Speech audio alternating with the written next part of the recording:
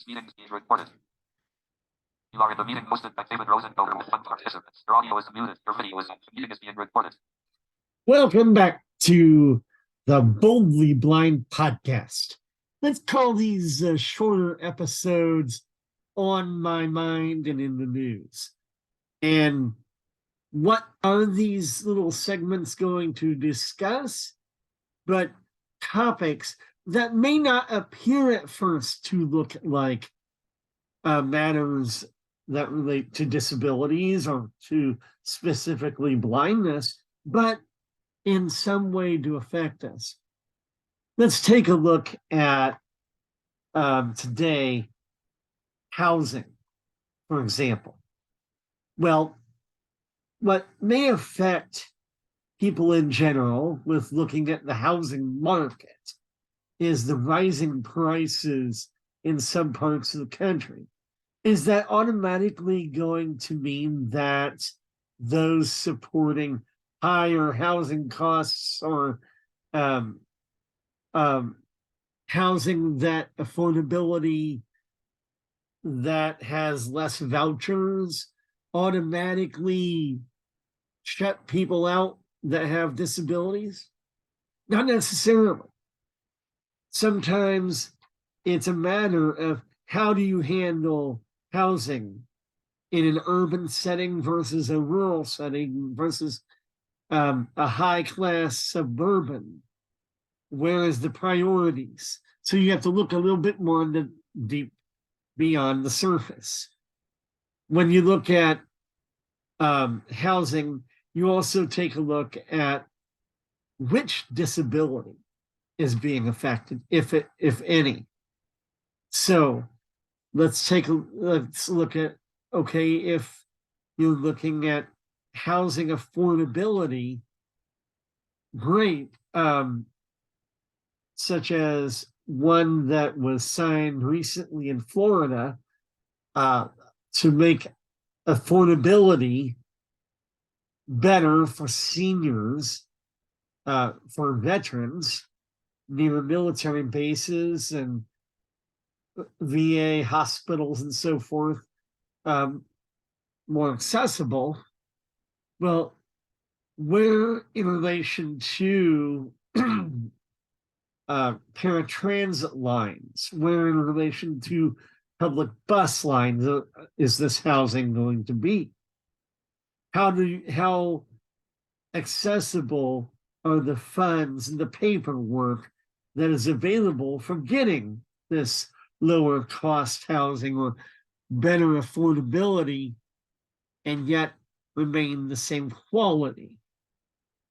So while perhaps state houses debate over the fact that property taxes may go to support housing developments, while cities may wonder about zoning rules to handle noise level or the development of a new bus line or a train or locations of businesses that may or may not have records of employing people with disabilities. We want to take all of these aspects into consideration. There's not just one aspect that we want to focus on and say, this policy favors people with disabilities or this policy does not. And that's especially true when it comes to housing. When we look at housing, what money is being put into those areas that give accommodations? What kind of housing would we be looking at? One that has apartments that have multiple levels where there are workable elevators, a housing development where wider doors may be able to be put into place, apartment complexes or gated communities which do already allow pets, like larger dogs and cats, as opposed to limiting the type of pets. And the reason, of course, for that one is if you already have in mind the apartment complex to live in that allows for pets, then you're not going to have as much of a difficulty when mentioning to your management office that you have a guide dog or another type of service animal that will help you with your particular disability, like blindness or balance issues and so forth, that already the track record for dealing with an emotional, I'm dealing with a service animal is going to simply follow in line with the policies of your community. And so if you are not up for dealing with more advocacy related paperwork or accommodations paperwork that may make you an exception in your own area, wherever you're living, then you may want to look for those apartment complexes, communities, housing developments that already have a kinder, more positive outlook on the animals that they want around.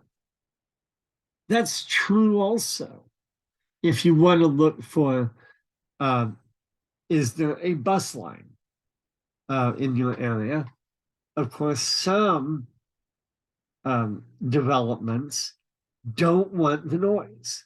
They don't want a lot of businesses in the area, so they want to advertise being away from the community. They encourage commuters that drive into the major part of town or offices elsewhere so that their area might be a little bit more secluded. Well, that's great. And if you want to live there, perfect. But if you're looking for an area that has the type of businesses, hospitals, doctors' offices, disability-friendly employment places, then you're going to look for those kind of housing developments, apartment complexes, subdivisions that are near a bus line, so that you're within, if not right on the line for a public bus, then within 3/4 of a mile, so that you can take the local paratransit that picks up people. A case in point, before we close, I had to look for in Fort Wayne, where I live, where could my wife and I be that is in the zone where paratransit is available. And in Fort Wayne, let's just face it, it's pretty well known, our public transportation system is not the greatest. And I'm talking about the availability. I'm talking about the amount of bus routes. I'm not talking about the customer service. I will tell you, this place has wonderful customer service. You can call up and you're not going to get an automated voice. You're going to get live people talking to you. So that's wonderful. But when we fall short is that this town was built for a population of about 70,000. But in a metro area that has over 250,000 people living. So finding that apartment complex within the 3/4 of a mile, as the ADA stipulates for transportation, for um, lift or paratransit services run through your local transportation association. That's really important. So when we moved here, we found one. We found a housing found an apartment complex that was right along the bus line. No problems. And easy access to our paratransit system. When we moved, we thought we were within the 3/4 of a mile, but as it turned out, we were outside that. We were about a mile and a half from the local bus route in the southwest part of town. Fortunately, we also found that I would be grandfathered into the system for receiving paratransit services, since I'd already lived in town and had access to the paratransit before. That's sometimes how communities work, sometimes not. Each local jurisdiction handles their own affairs in that sense. But when we are looking at housing, these are the considerations that we might want to take into effect. Not that our local disability organization or rights council might have any other ideas. They very well could. But sometimes when we're looking at housing, we're looking at transportation, a lot of our decisions have to be made on our individual needs. And so looking at cost, looking at location, and looking at the availability. Notifications. iCloud terms and control. Looking at that, this will affect how we who are disabled look at housing.